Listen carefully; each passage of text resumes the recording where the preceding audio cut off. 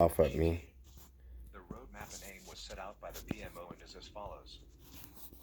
Phase in secondary lockdown restrictions on a rolling basis, starting with major metropolitan areas first and expanding outward. Expected Let by me November rewind it. 2020. Rush the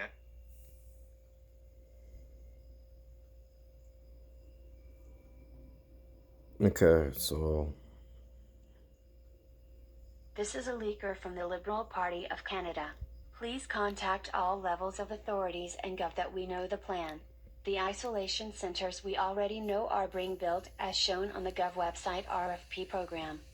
Also stay tuned. At the end of the email is video proof of detention center plans for Canada. Liberal Party of Canada. I sit within several committee groups, but the information I am providing is originating from the Strategic Planning Committee, which is steered by the PMO. GT, I need to start off by saying that I'm not happy doing this, but I have to. As a Canadian and more importantly as a parent who wants a better future not only for my children but for other children as well. The other reason I am doing this is because roughly 30% of the committee members are not pleased with the direction this will take Canada, but our opinions have been ignored and they plan on moving forward toward their goals. They have also made it very clear that nothing will stop the planned outcomes. GT. The roadmap and aim was set out by the PMO and is as follows. Phase in secondary lockdown restrictions on a rolling basis, starting with major metropolitan areas first and expanding outward. Expected by November 2020. Rush the acquisition of, or construction of, isolation facilities across every province and territory. Expected by December 2020. Daily new cases of COVID-19 will surge beyond capacity of testing, including increases in COVID-related deaths following the same growth curves. Expected by end of November 2020. Complete and total secondary lockdown, much stricter than the first and second rolling phase restrictions. Expected by end of December 2020, early January 2021. Reform and expansion of the unemployment program. Speaking exactly what I said. Universal Basic Income Program. Expected by Q1 2021.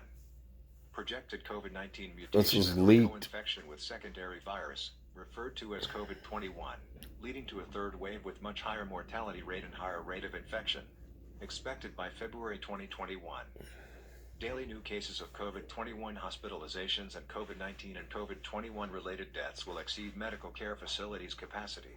Expected Q1, Q2 2021. Enhanced lockdown restrictions, referred to as third lockdown, will be implemented. Full travel restrictions will be imposed, including inter-province and intercity. Expected Q2 2021.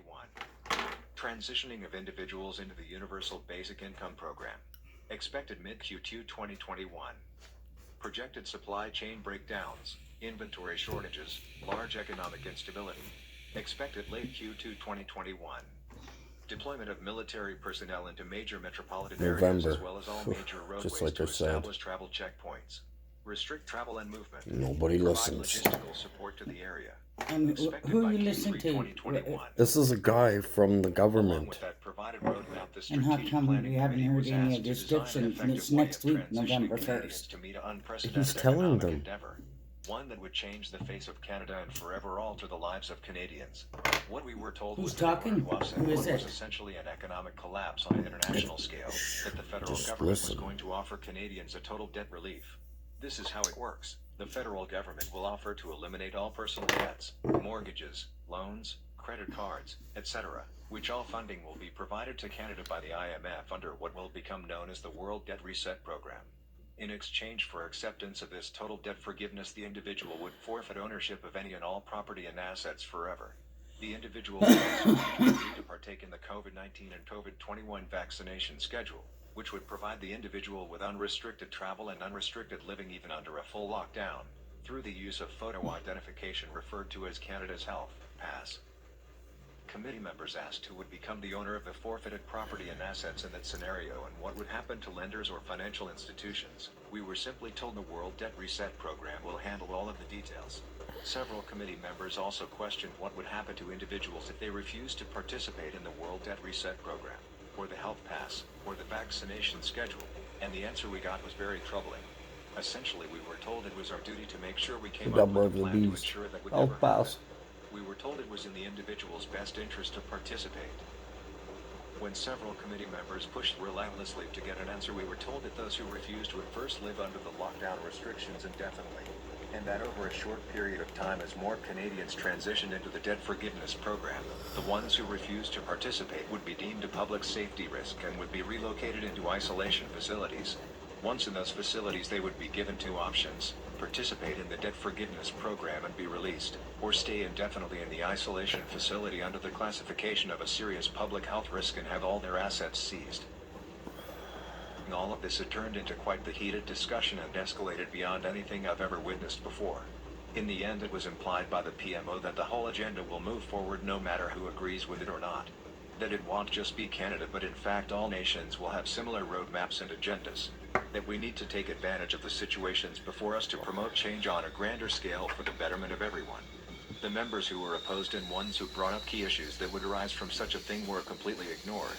Our opinions and concerns were ignored. We were simply told to just do it. All I know is that I don't like it, and I think it's going to place Canadians into a dark future. Please take that off. What's that? My question is to the Premier. In my supplemental question yesterday, I asked this government if the people of Ontario should prepare for internment camps.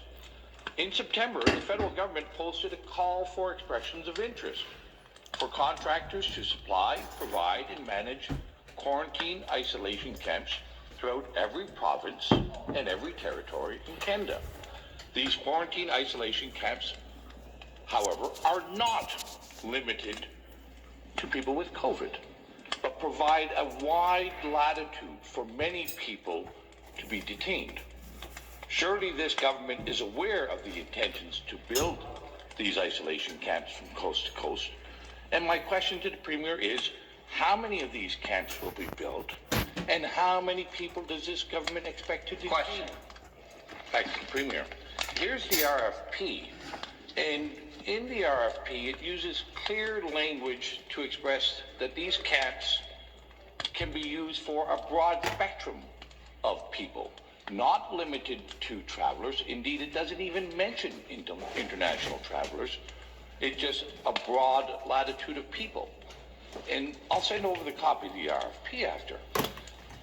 So your government must be in negotiations and aware of these plans to potentially detain and isolate citizens and residents of our country and our province. So, Speaker, to the Premier, where will these camps be built? How many people will be detained? And for what reasons? Questions. For what reasons can people be kept in these isolation camps? And I'd like to have the Premier assure the people of Member, take a seat. They ignored him. Wow. The next question.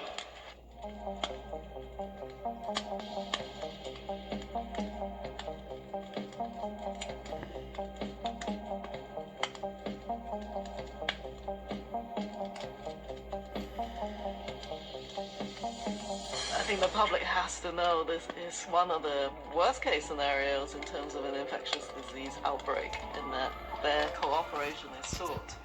If there are people who are non-compliant, there are definitely laws and public health powers that can I'll be on later on. And mandatory. It's exactly what I said. It's potential. Thanks, bye.